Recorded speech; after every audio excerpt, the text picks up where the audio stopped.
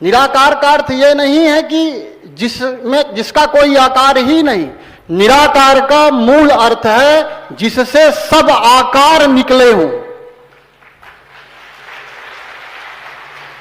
जो क्रिएटर है, रचयिता है।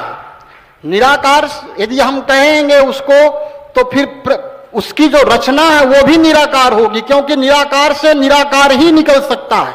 तो परमात्मा यदि निराकार है तो परमात्मा ने जिस सृष्टि को बनाया वो भी निराकार होनी चाहिए, किंतु वो सृष्टि तो पूरी तरह सबको दिखाई दे रही है।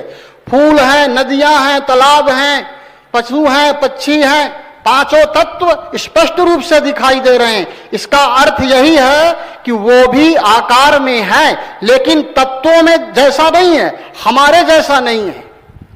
अभी एक बार जब हम ब्रह्मा कुमारी आश्रम आए तो एक 20 साल की बच्ची थी, उसने हमसे प्रश्न किया कि हम नहीं मानते कि भगवान है। पहले हम जानते नहीं थे कि ये ब्रह्मा कुमारी आश्रम से है, तो उसने बड़ा अजीब तरह से प्रश्न किया, घुमा करके। वो हमसे सत्य पूछना चाहती थी। उसने कहा कि हम नहीं मानते भगवान है। तो हमने कहा ऐसी बात कैसे कह सकते हैं आप कि भगवान नहीं है?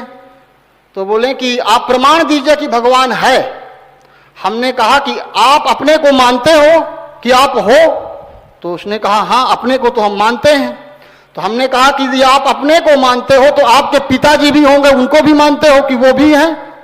तो बोले हाँ हम मानते हैं। हम बोले किस आधार पे आप मानते हो कि आप हो और आपके पिताजी ये हैं?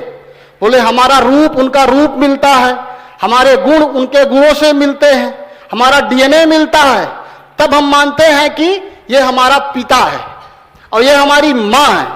हमने कहा कि इसी सूत्र का आधार ही आपके प्रश्नों का उत्तर है। आप शरीर के माता पिता को उनके डीएनए, उनके रूप, उनके नाम से मानते हो, तो शरीर को कौन पैदा किया? शरीर को भी कोई शक्ति है जो चला रही है, वो कौन है? तो उसने कहा कि हम नहीं जानते। हमने कहा कोई तो है ना कि चला रही है? तो उसने कहा हाँ है तो कोई जरूर, इसको तो हम मानते हैं। हम बोले उस शक्ति को जो पैदा किया है, जिस शक्ति से आपका शरीर खड़ा है, उस शक्ति को जो शक्ति देने वाला सर्वशक्तिमान है, वही तुम्हारा बाप है, वही तुम्हारा पिता है।